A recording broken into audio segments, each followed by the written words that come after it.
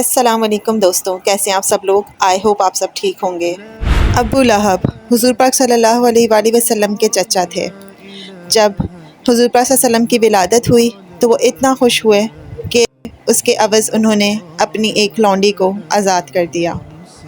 جب آپ صلی اللہ علیہ وآلہ وسلم پر وحی کا سلسلہ جاری ہوا اور آپ نے اپنے نبی ہونے کا اعلان کر دیا تو آپ کے خاندان کے کئی لوگوں نے آپ پر ایمان لائے، مگر عبداللہب کئی بار سمجھانے کے اور دلیلیں پیش کرنے کے باوجود بھی ایمان نہ لایا اور اپنے کفر پر ڈٹا رہا۔ نہ صرف وہ بلکہ اس کی اولاد بھی حضور پاک صلی اللہ علیہ وسلم کی نافرمان ہو گئی، اور حضور پاک صلی اللہ علیہ وسلم کی دو بیٹیاں جو کہ ابو لہب کے دو بیٹوں کے نکاح میں تھی، ان کو طلاق دے دی اور حضور پاک صلی اللہ علیہ وسلم کی بہت بے حرمتی کی، ان کو تکلیف پہنچائی اور ان کو رسوا کرنے کی کوشش کی۔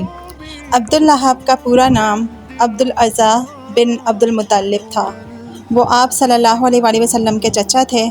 بہت ہی گورا اور خوبصورت آدمی تھا، اس لیے اس کی کنیت عبداللہب ہے اور وہ اسی کنیت سے مشہور تھا۔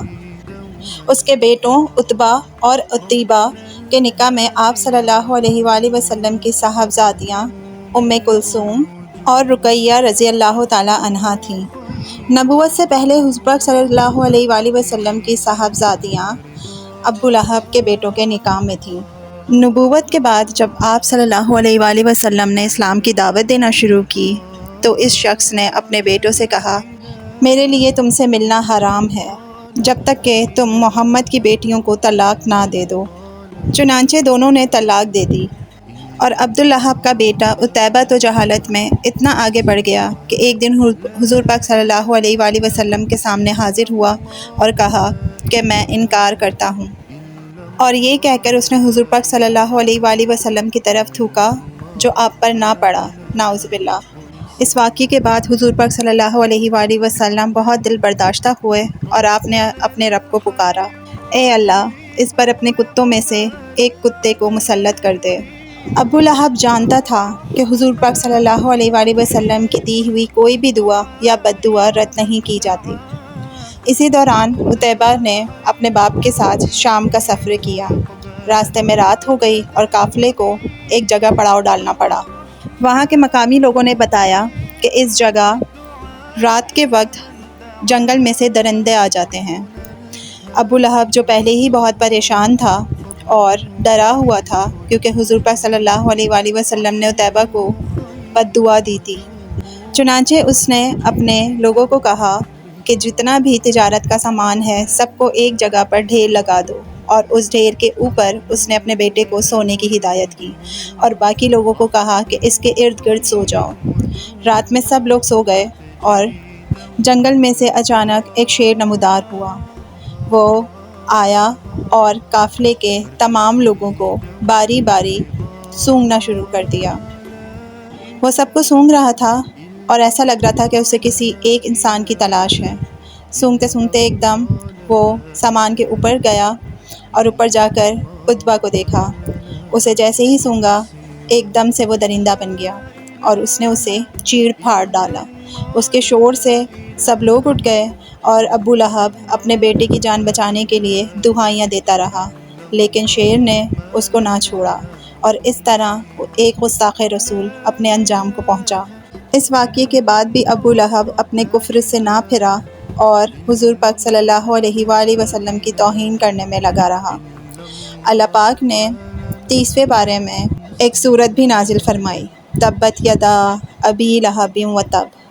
ابو لہب کے ہاتھ ٹوٹ گئے اور وہ ہلاک ہوا۔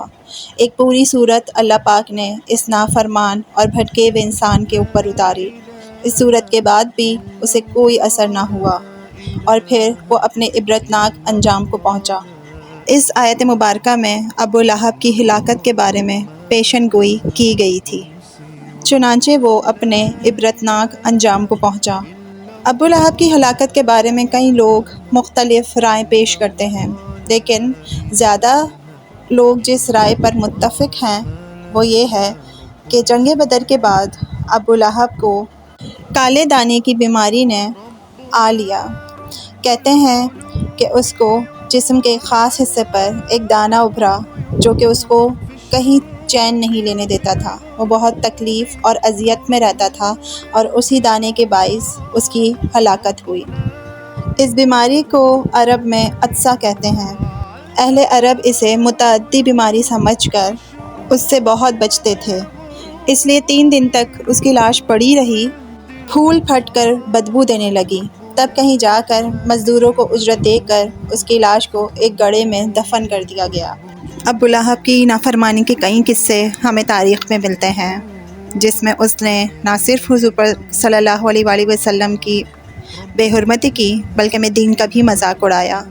اس کو متعدد بار اللہ پاک نے راہ راست پر لانے کے لیے حضور پاک صلی اللہ علیہ وسلم کو ہدایات بھیجی، مگر وہ اتنا ہٹ دھرم اور اتنا ضدی تھا کہ سب کچھ جانتے اور بوجھتے ہوئے بھی اس نے کفر کا راستہ نہ چھوڑا۔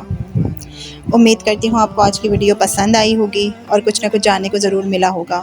ملتے ہیں نیکسٹ ویڈیو میں۔ اللہ حافظ۔